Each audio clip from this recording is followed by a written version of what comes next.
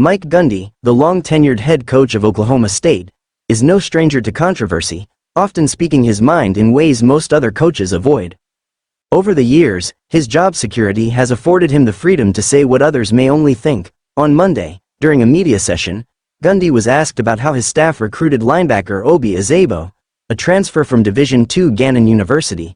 Gundy's response was unfiltered and direct, offering a rare glimpse into the increasingly commercialized nature of college sports.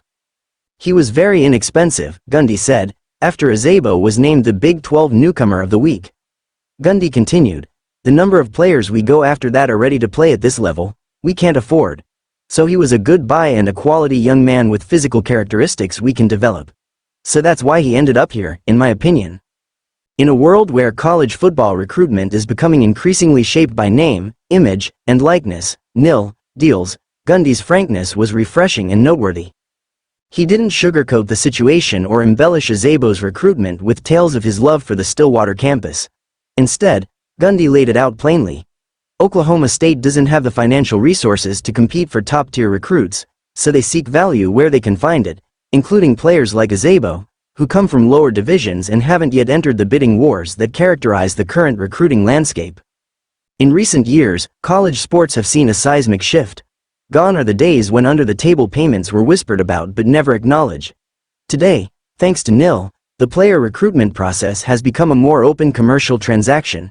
Schools and coaches now regularly navigate this new financial reality, where athletes can openly capitalize on their value, and Gundy's comments mark an acknowledgement of that change. For college football fans, the shift is dramatic but also clarifying. Gundy's transparency on reflects a more honest approach to recruiting in college sports. Although it may not be a romanticized view of how players end up on teams, it is a reflection of the truth. Money talks. What used to be hidden from view is now central to the decision-making process in both recruitment and team building. In Gundy's view, it's all about understanding and accepting the economics of the game, and this is a reality that fans, coaches, and players alike are learning to live with. While Gundy's comments may have raised eyebrows, they have not sparked controversy, as they might have in the past. Instead, his honesty was largely met with acceptance, a sign that the sports world has evolved. Fans are no longer in the dark about how recruiting works, and Gundy's straightforward comments only serve to solidify that understanding.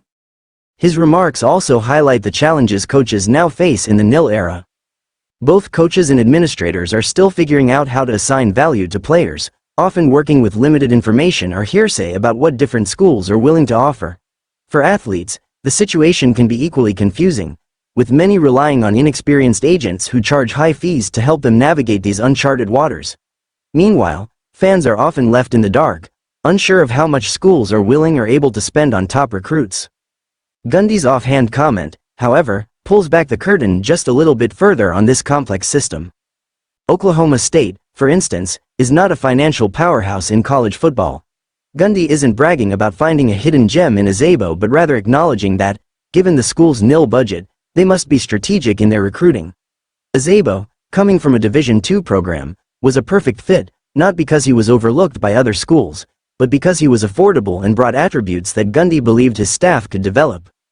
This transparency is rare but necessary, especially in the evolving world of college sports, where money now openly drives much of the decision-making. Gundy's willingness to discuss these realities marks a step forward for the sport, as it moves toward a model where player compensation is openly acknowledged and accepted.